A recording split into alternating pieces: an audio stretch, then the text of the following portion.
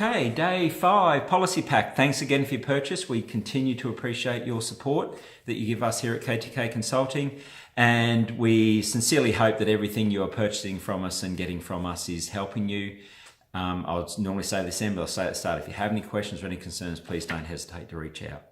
Today for your policy pack for day 5, we have 3 areas that we're covering: hazardous workplace substances. So this is a procedure for managing hazardous workplace substances. Obviously, this could be under your risk management processes as well, because obviously working with a hazardous substance does pose a risk to the health and safety of those within your workplace. But we've got under emergency management purely for the fact that we can give you more documents over the 5 days, and also the fact that it does cause a major emergency, has the potential to cause a major emergency with working with hazardous substances. So the process there talks about your hazardous substance procedures, to do with mainly about how they're recorded, how they're used. The main thing with hazardous substances is what you need to do when you're using them. So if they're corrosive, or if they provide a risk for being inhaled, if they're caustic, if they're acidic, all those sort of things, they have a large bearing on how they're handled, what safety equipment you need to use when you're handling them, etc. And obviously you've got most of them have what's called a material safety data sheet, or an MSDS. Some people just call them safety data sheets. The manufacturers will have all these. This procedure talks about how to have them, where to record them, and so on. The implementation pack has a record or a register for that if you need it. Otherwise you can get them off the internet and things like that, or often the manufacturers will give you one as well. So that's the procedure for your hazardous substances. Emergency evacuation procedure. Obviously, if you do have an emergency, the number one way to reduce the risk to safety of anybody in the case of emergency is usually to evacuate. Let the professional services deal with whatever the hazard is. So if it's a fire or a chemical spill or something like that, let the trained professionals in the fire brigade and those areas deal with that. This talks about the policy. So,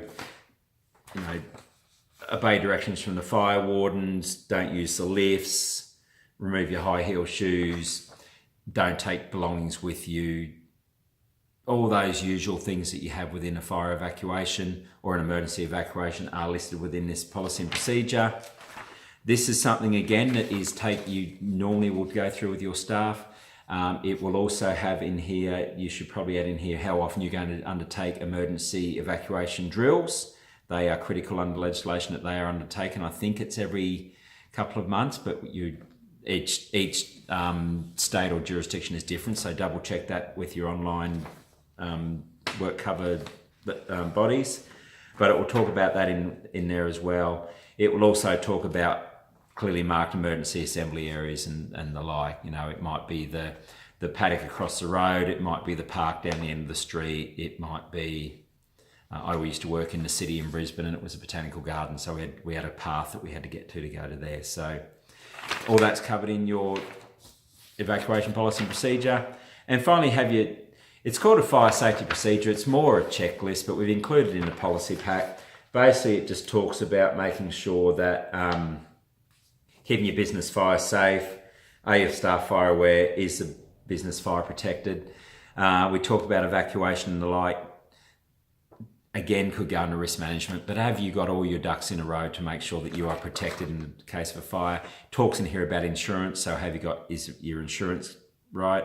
You see the ads on TV about people not having enough insurance to cover their house and contents. It's actually very common in businesses as well. If you've got a coffee machine, a cafe is $10,000 these days. So make sure that you got them all insured. So that's what the fire safety procedure checklist has.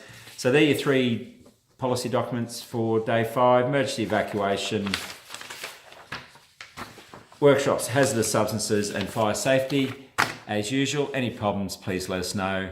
Good luck, and talk to you soon. Thanks, bye.